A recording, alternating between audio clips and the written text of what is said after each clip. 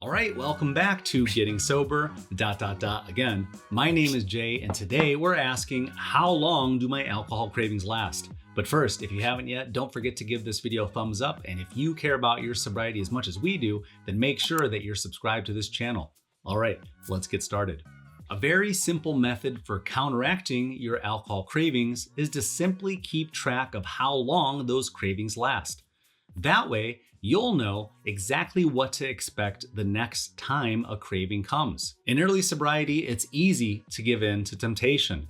But no, the alcohol cravings become less and less, and eventually you'll hardly have any alcohol cravings at all. Most people who used our 100 No challenge report having cravings on average about 15 cravings or so on the first day, about 10 or so on the second day, and about 5 or less on days 3 through 5, and then hardly any at all by the end of the first week of sobriety. And of course, you'll have to visit and revisit alcohol associations such as getting off work and the weekend. But even those two will go away and not drinking will become the norm. And if you're having an alcohol craving right now, it's a blessing in disguise because guess what? We have 3 very easy exercises just for you. You might want to grab a pen and paper to write these down. And no, it's not a physical exercise, but as we know, getting physical exercise is a great use of your time, and speaking of time, it's one of the only things that you can do that'll actually add time to the end of your life. So the exercise is simple. Open your stopwatch app on your phone. It's usually where you set your alarms. And if you're having a craving right now, go ahead and start the timer, or whenever the next time that you have an alcohol craving. And it also too works for cigarettes or cookies or whatever else that you're craving. Pizza? So let's say you're having an alcohol craving right now. Go ahead and hit the start timer on your app right now, and let's keep track of the time. That's it. Now, go do literally anything else. But I suggest that you keep watching this video because it'll buy you like 7 to 8 more minutes of time. You could go do a load of laundry, clean out all the leftovers in your refrigerator. How about reading a single chapter in any book? Like I said, literally do anything else besides drink alcohol. And then once you notice that the alcohol craving is gone, I want you to do something very important. I want you to comment down below when the alcohol craving went away. I want the whole comment section down below to be full of people's comments to show each and every one of us how long it takes for people's alcohol cravings to go away. That's the important part. We are doing our own research on ourselves, and we are the test subjects in our own experiment. Self-awareness is one of the first and foremost, most critical aspects in any journey. Whether it's a new personal or professional relationship, your faith, spirituality, or even starting a business, we need to know who we are, what our strengths are, and how to improve upon or work around our weaknesses. The part of being addicted to the escapism aspect of alcohol is that we need to have a firm grasp on asking bigger questions. There's no more time to keep yourself in the dark. We talked about in previous episodes the fact that most of us don't want to face the decisions that we made or the consequences to those actions. Think about it. If you're in debt, the last thing that you want to do is look at your credit card statement. And finding your life out of balance with alcohol or substances is a very easy way to find yourself morally bankrupt, guilt-ridden, ashamed, ruining your integrity, your job performance, and robbing tomorrow you from having a great day. We know that we're capable of doing more. And if you believe that you're capable of doing more, comment below right now and say, I'm capable of doing more. When we find ourselves in the never-ending cycle of daily binge drinking, we find ourselves not wanting to face reality or our responsibilities. Not only does alcohol cost us money, it robs us in the past, the present, and the future.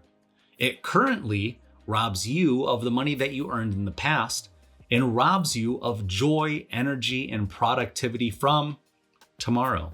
So ask yourself this question. Is my alcohol use an asset to my future self or a liability to the future that I wish to have? The primary difference between assets and liabilities is that an asset is anything that brings economic benefits to the future, and in contrast, liabilities are something that you're obligated to pay off in the future. One of our favorite quotes is that getting drunk charges your ambitions of today to the credit card of your future self. In early sobriety, we struggle with the concept of past, present, and future because our past actions are out of our control, which leads to depression.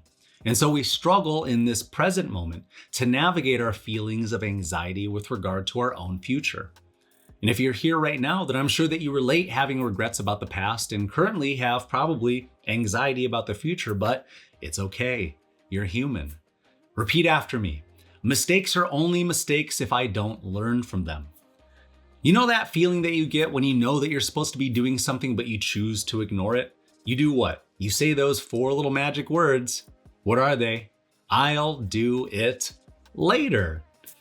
Some might call it God, our higher selves, or the universe nudging you towards your best self, but they're inviting you to graduate to the next level or be destined to repeat the same mistakes of yesterday. We always say that the recipe for success is having a higher ratio of better decisions today than worse decisions yesterday.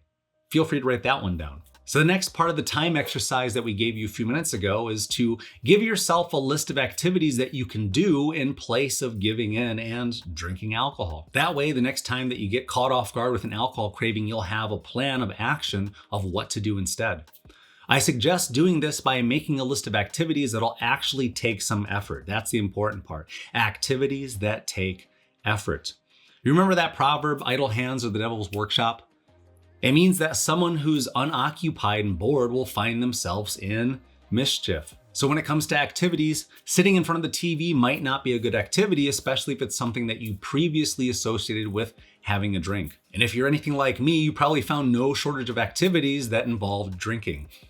So feel free right now to pause the video if you want and come up with a list of at least 10 activities that you can do to pass the time productively that'll get you past your alcohol cravings. This could be something like going for a walk around the block, riding your bike, running, doing some yoga, learning something new on YouTube, cleaning up the house, taking the dog for a walk, calling a friend. How about meal prepping or taking care of some yard work, raking, mowing, washing your car, washing your clothes, starting that new hobby that you keep thinking about. And the list goes on and on.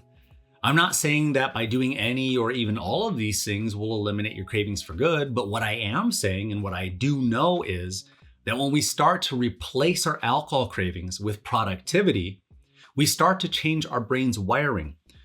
We start to change the neural wiring in our brain because we know that neurons that fire together also wire together. Well, what does that mean? Well, think about it. You've already been doing this to yourself. Here, I'll name a few activities and then you tell me what you associate those activities with. How about going on a date, going to a concert, hanging out with friends, going out to dinner, watching the game, getting home from work, or how about seeing your family around the holidays? All of those things we probably associate with doing what? Drinking alcohol. We already wired our brains to associate our free time with drinking, didn't we? And once we start rewiring our brains to associate our free time with productivity and healthy replacement activities, we start to free ourselves from the curse that we had previously cast on ourselves by choosing to waste our time and money on alcohol. Think about it. How many times did you practice feeling better and escaping with alcohol until you got into the place that you're in right now?